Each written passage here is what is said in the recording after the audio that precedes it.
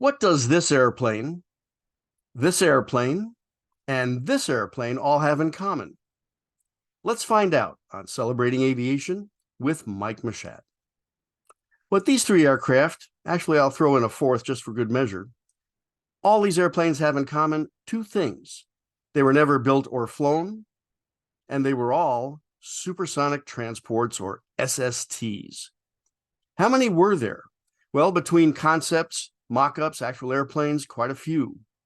How many were built? Only two.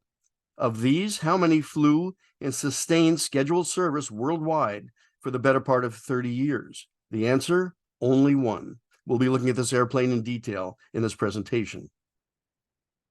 I'd like to tell you what we're going to be presenting.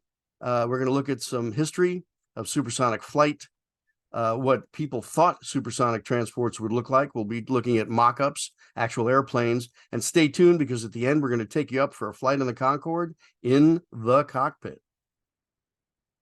But let's talk about the need for speed. There were a number of airplanes designed to go fast. Let's see what happened to them. First being the Republic Rainbow. The military version was a photo recon prototype, flew 462 miles per hour at 40,000 feet in 1946. The airliner version offered a lot of promise, was actually ordered by Pan Am and American. It was the RC-2. This airplane would have flown 400 miles per hour at 40,000 feet with a 4,000-mile range. The problem is when the military contract was canceled, development costs of the Rainbow were prohibitive. And so a $1.2 million airliner could not compete with the $100,000 surplus DC-4s being sold at the end of World War II. Second airplane, the Convair 990 Coronado. This airplane was built and flown in 1961, went into service with American Airlines here in the US, Swiss Air, SAS, a number of other operators around the world. Flew for about 10 years. An amazing airplane, wonderful to fly on. It was quite fast. It flew 625 miles per hour at 40,000 feet. You can see the shock cones on the trailing edge of the wing, which gave it extra speed. The problem, it burned a lot of fuel. Also, the General Electric engines didn't integrate well into airline fleets with all Pratt & Whitney powered aircraft. And last but not least, the Boeing Sonic Cruiser, proposed in 2001, fairly exotic looking airplane with the canard surfaces there. And this would have flown at 650 miles per hour at 50,000 feet to be higher than the slower moving traffic. But again, development costs were prohibitive at that time, and Boeing focused their efforts on the 787 Dreamliner. Between the years 1938 and 1945, jet aircraft had flown in Germany, Italy, Great Britain, and the United States.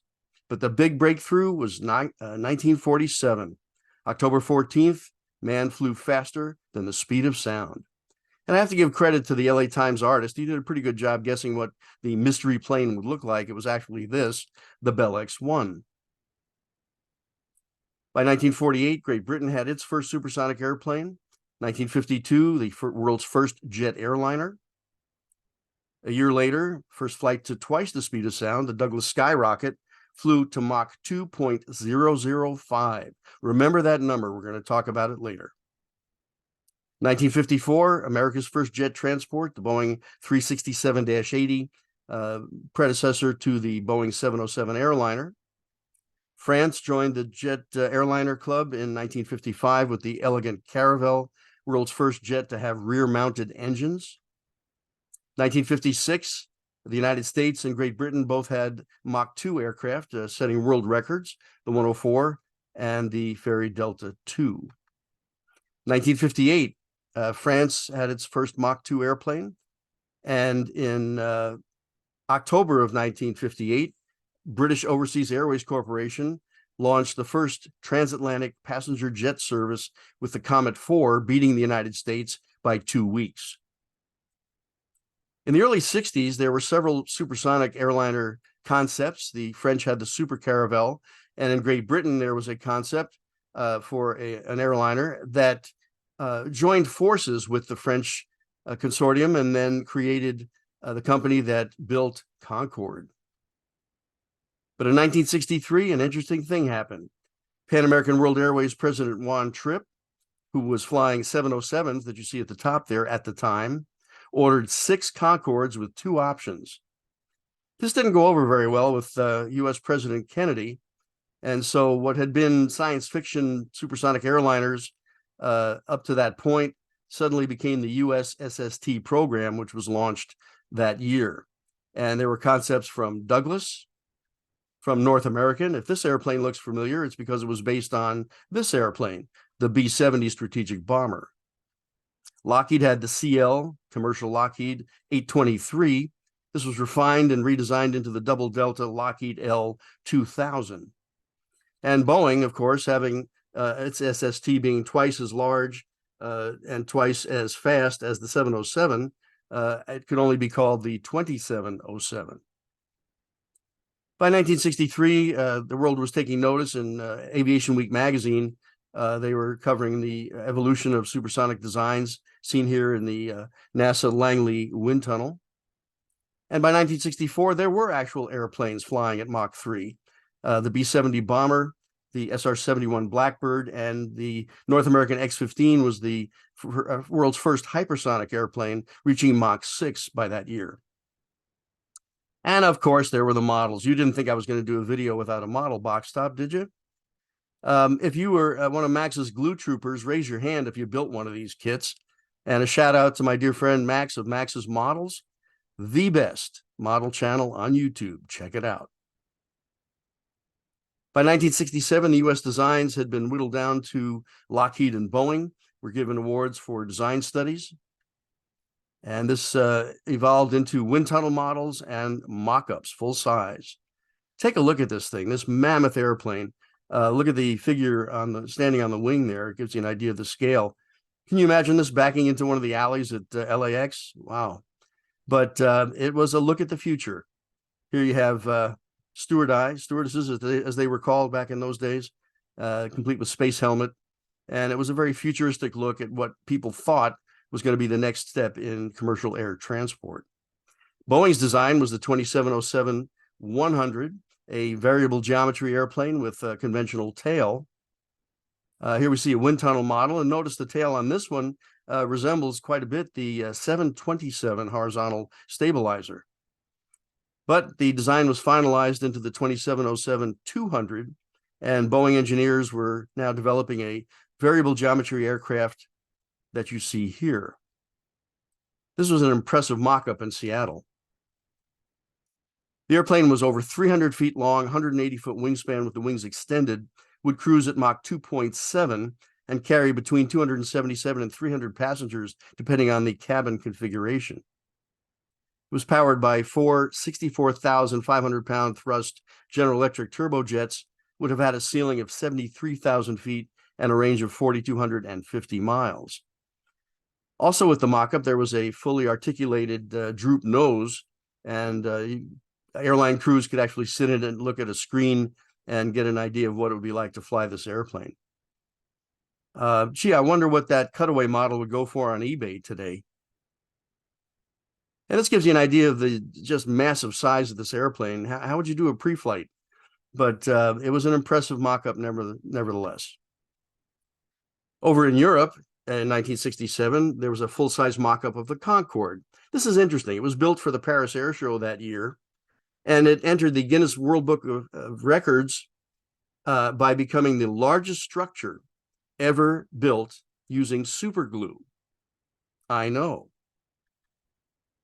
Let's compare the Concorde and the 2707. It was 1/3 the number of passengers, 2/3 the size. And again, the speed, the Concorde Mach 2.04, Boeing 2707 Mach 2.7. A very serious undertaking. December 11th, 1967 in France, and September in 1968 in England, the first two prototype Concords were rolled out. Here we see the first British airplane in Filton. Back in the United States, Boeing had evolved to a mock-up of the 2707. And December 31st, 1968. The Russians had promised the world that they would fly a supersonic transport in 1968. And they did on the very last day at, are you ready? 4:30 in the afternoon. but they got this airplane in the air and kept their promise. The original prototype had a four turbojet engines and a center pack under the fuselage. It was redesigned into the Tu-144S with two separate nacelles with two engines each, and the main landing gear retracting into the nacelle. Very good-looking airplane. This became the first airliner to fly Mach 1 in June of 1969. Oh, wait a minute. I'm getting a Twix on my teletype machine. Hang on a second. Here it is. I have it right here. Oh, that's not the case. The first airliner to fly Mach 1 was a Rolls-Royce powered Douglas DC-8. On a test flight over Edwards Air Force Base during airspeed calibration, it dove from 52,000 feet and reached a speed of Mach 1.015 for 12 seconds. So let me redo that last slide there. The Tu-144 was the first sustained supersonic flight for an airliner in June of '69, and it did fly Mach 2 for the first time for any airliner in May of 1970. Looking at the cockpit of the Tu-144, state-of-the-art for that era, the airplane was larger and faster than the Concorde, would have flown at 66,000 feet, carried 140 passengers, and then you can see the fairly Spartan cabin. There were some problems. The noise level, vibration, created kind of a uncomfortable environment for passengers. And let's see what happened. In March of 1969, the first Concorde took to the air. And another airplane flew a month earlier, and I include this in the presentation because it's pivotal in terms of the long-term success of Concorde. The Boeing 747, world's first jumbo jet, 350 passenger airliner. And I want to just take a moment to talk about economics, because in those days you could buy a Super Saver round trip fare between $600 and $800 US for 350 passengers to Europe from the US, and compare that to the initial Concorde, which was $3,000 one way. First British airplane flew in April of '69, and then the third aircraft, which you see here, flew in December of 1971. It was the first Concorde with the production nose configuration. Now, if that date looks familiar, December 17th, that's because there was another significant airplane that flew on that date in 1903. You remember these guys? Quite a comparison. An interesting thing happened in the United States. By 1971, environmentalists were having their voices heard. We're very concerned about the negative effects of sonic booms and the effect of emissions from the engines on the ozone layer, and the Boeing airplane was canceled. And this brought about the famous billboard, last person to leave Seattle, please turn off the lights. It was a big impact on the city. So that left Concorde. And here we see an airplane in 1974 on a world tour at LAX. It was painted in British Airways markings on the right side and French Air France markings on the left side, but it was a French airplane. Let's take a look at this machine up close. It had a number of unusual features, such as the landing gear. It sat very tall on its gear, and it had integral brake cooling fans built into the hubs of the wheel. The engines were Olympus 593 turbojets, 38,000 pounds of thrust each in afterburner, or as they say in the UK, reheat. Very elegant airplane, sits, as I said, very tall on the gear. You can see the elevons, which are used for control. Let's talk about what the Concorde did not have. It did not have a auxiliary power unit, leading edge slats, trailing edge flaps, or spoilers. The cabin, this is the original configuration of the Air France airplanes, was pressurized to 6,000 feet, same as the 787 Dreamliner today. That's a lower altitude than the standard 8,000 feet. And it carried 75 to 100 passengers, depending on the length of the flight. This is an interesting point. The Concorde kept its original, what they called steam gauge cockpit instrumentation throughout its career. It had the world's first analog fly-by-wire flight control system for an airliner, and was certified in Category 3 Auto Land. January 21st, 1976, first passenger service. London to Bahrain, Paris to Rio. They added cities in the United States in 76, 77, and the airplane was on its way. First color schemes for the airplane: British Airways at top, Air France at the bottom. These were both modified. And in January of 79, Singapore became the third airline to have a Concorde in its colors. There was another one, Braniff, started Concorde service January of 79 as an interchange with Air France and British Airways, picking up the airplane in Washington, D.C. and flying it to Dallas, Texas.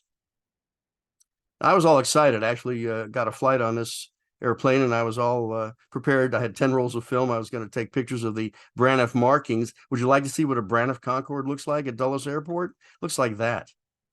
They just changed the tail number because it has to be a U.S. registration to fly commercially in the United States, but it was either an Air France or a British Airways airplane. Well, we'll take you aboard for a quick Braniff flight. That's the mobile lounge that takes you out from the original terminal to the airplane. Get a nice close-up of the nose, and you can see the hinge line for the droop nose, which was put into 5 different positions depending on takeoff or landing. The subsonic flight across the U.S. was flown at 0.95 Mach. I asked the captain at the end of the flight, I asked the captain in the cockpit what it was like flying the airplane at that speed, and his comment was it was like driving a Ferrari on the freeway in first gear. Here's a bit of aviation memorabilia for you, a rather unique piece of airliner memorabilia, the safety cards from the Braniff Concorde. Oh, what does it say there at the top? Please do not remove.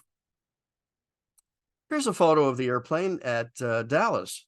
A little bit soft, but one of my favorite all-time photos. It gives you a good insight into why enthusiasts call this airplane the Beast. In the 1980s, McDonnell Douglas continued its studies with the AST, or Advanced Supersonic Transport. 1990s, those studies evolved further to the airplane you see at lower right. In Russia, the Tupolev Tu-244 was to be the successor of the Tu-144, approximately the same size and performance as the Boeing 2707 concept. And there was also the joint venture Sukhoi Gulfstream S-21, a supersonic bizjet that could carry 6 to 10 passengers at Mach 2.1, slightly larger than a G650 or a Global Express. Neither of these airplanes came to pass. What did happen, though, in 1996, there were 3 events that are worth looking at. First being the use of a advanced Tu-144, the 144LL, which was basically a flight test airplane, but this had improved Kuznetsov turbojet engines that allowed it to reach Mach 2 and fly at Mach 2, not in full afterburner. And this was a research program conducted with NASA, Boeing, McDonnell Douglas, Rockwell, to study advanced concepts for future supersonic airliners. And then there was this, the Pepsi Blue. To inaugurate Pepsi's new logo, they used an Air France airplane for the month of April and flew a tour through the Mideast to promote the new Pepsi look. However, because there was so much paint on the airplane, normally limited to 10% of the surface, the rest being white, this airplane was limited to a speed of Mach 1.7 for continued cruise. The fastest transatlantic passenger flight in history was flown that year as well. British Airways, New York to London, February 7th, 1996. 2 hours and 53 minutes. Really amazing. And that was British Airways Alpha Delta. That airplane can be seen today next to the aircraft carrier Intrepid on the Hudson River in New York. And there are other Concordes in museums throughout the U.S. and Europe. You can look them up, and if you get a chance to see one, it's really an impressive sight. In France, the Delta Museum, which is located just outside Orly Airport, has a number of Delta Wing airplanes. And what's interesting here is the Concorde on display is WTSA, the same airplane that visited Los Angeles in the earlier photos, and the last of the pre-production prototypes. Outside Charles de Gaulle Airport is Fox, the last Concorde produced.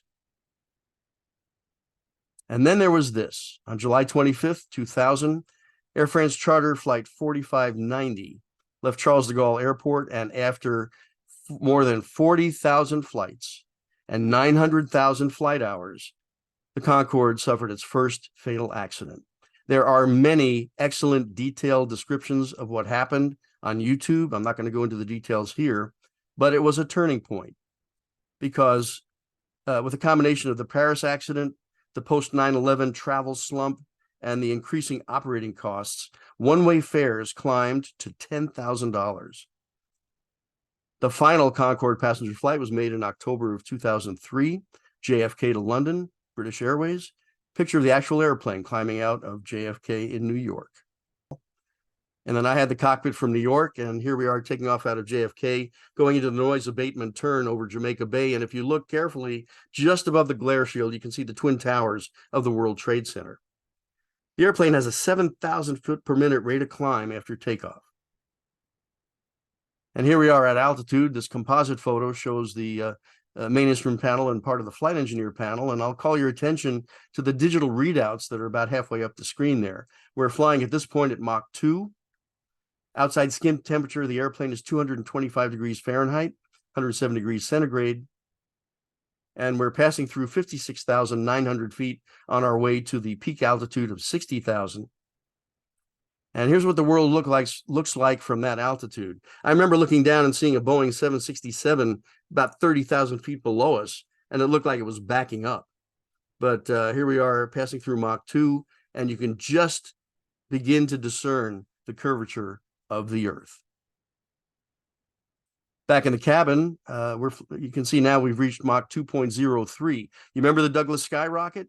We're flying faster than Scott Crossfield did on his record flight in November of 1953, and they're serving beef Wellington. I mentioned about the window. They look pretty small from the outside, but inside the cabin, you're looking through the initial opening, which is the same 9x12 as any other airliner, but the outer clear panel is only 5x7 inches, again, for heat. Just a magnificent airplane. And one of my favorite things about Concorde is that it was the only airliner in the world that ever landed before it took off. We left Paris at 1 in the afternoon and arrived in New York at 11 in the morning. So there you have it, a look at Concorde and the supersonic airliners that started in the 1960s and are still under development to this day. I'd like to thank the great people that make these presentations possible. And thank you so much for celebrating aviation with Mike Machat. It's a joy to bring these presentations to you, and I hope you enjoy them. We'd love to have you on board as a subscriber, and please do hit the like button on the way out. It does help us with YouTube. Until next time, take care.